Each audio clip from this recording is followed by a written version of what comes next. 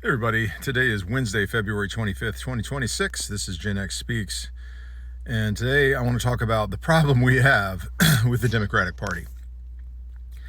I didn't watch Donald Trump's speech last night. The State of the Union address, which was the longest State of the Union address in U.S. history, was pointless. There was no reason to watch it. It was all fanfare for sycophants and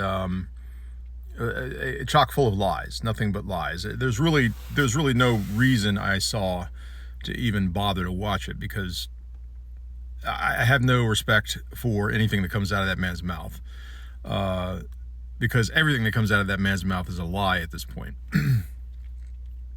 I'm sure he said nothing of any significance to anything serious. That said, that plainly stated that I did not watch it. I did see some of the responses. I watched a couple minutes of the Democratic response from Virginia Governor Spanberger, and I have to say I was very disappointed. It was scripted, completely arranged by the DNC, you can tell. None of it was heartfelt. None of it addressed the elephants in the room, which is, there's very little. They didn't, they're talking about ICE. They didn't mention the people who have been murdered by ICE. They didn't bring up the fact once that Trump is a felon, and with regard to the Epstein files or any of that kind of stuff. They never talked about how his policies are truly destroying America. Granted,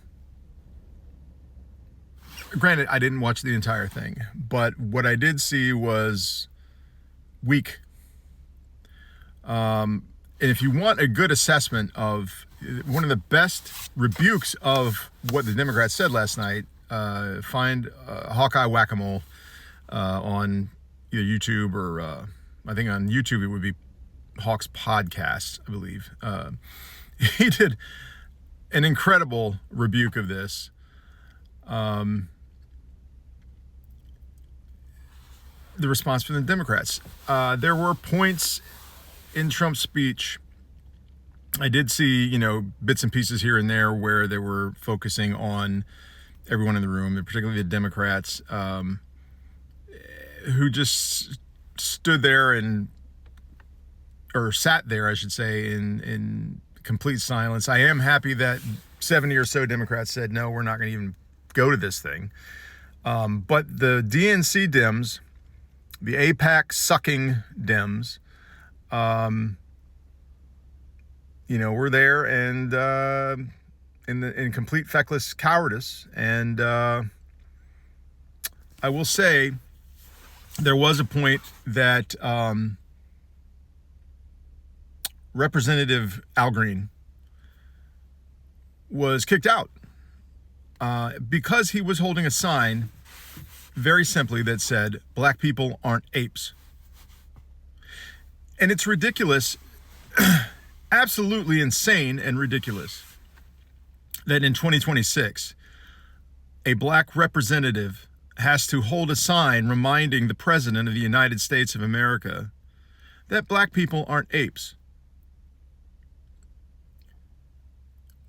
This is the level of sheer bigotry and unadulterated racism that has come back under the Trump era. It's disgusting.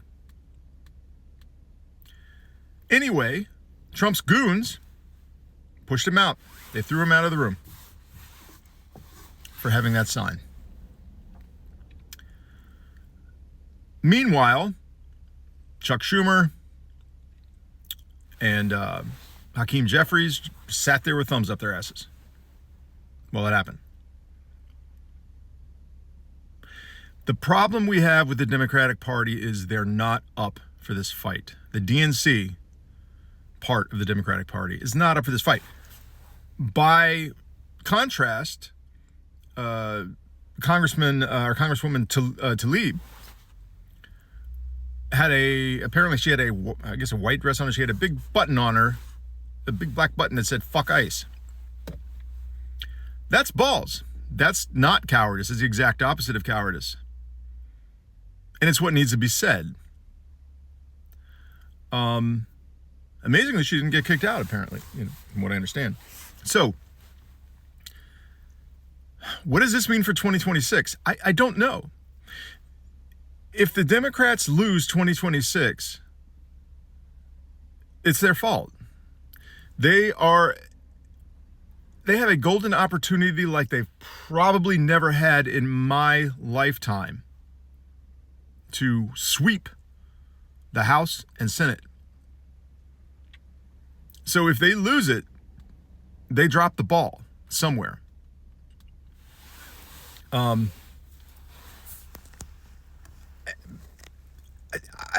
just kind of speechless. It honestly makes me think, okay, well, maybe I need to,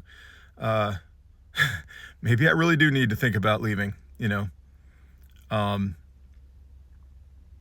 because look, the way I see what's going on in Congress right now, the Republicans think they're living in Gilead. They're in fantasy land somewhere.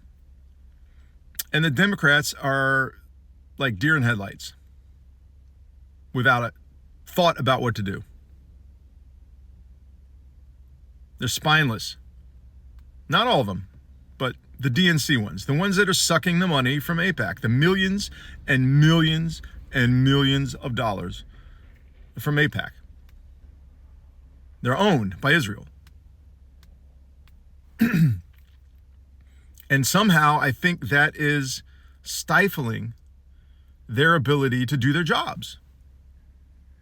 And I'm sure it's beyond that. I'm sure they're owned by Wall Street as well. And, a lot of this is what happens when you have a Congress that's comprised of mostly multimillionaires and billionaires. This is what happens. They're only going to do the bidding of their peers. And their peers are not you. This is the mistake the American people make repeatedly, is you think Donald Trump, for example, you think he's one of us. He's not anywhere near one of you. He's never been one of you. He's not a normal, everyday citizen. Nor has he ever been. The oligarchs control the world, and they employ movements to run it. Right now, the oligarchs control the United States of America, and they have employed MAGA and the Project 2025 people and the tech bros who are buying up all the media to run it. Although those tech bros are also the ones who control it. They are the oligarchs. Anyway, I am very concerned. A lot of people are very encouraged, and you would think you would be, by how abysmal Trump's numbers are. And the administration, how much the administration's hated right now by most Amerians. But I'm not encouraged by the spinelessness of the Democratic Party. I don't feel like they're going to do what they need to do to win. And even if they do win, that they will not punish the people responsible for putting us in this mess to begin with. Which is only going to lead to more of this in the future. If you don't punish them, they'll do it again. Anyway, y'all have a good Wednesday.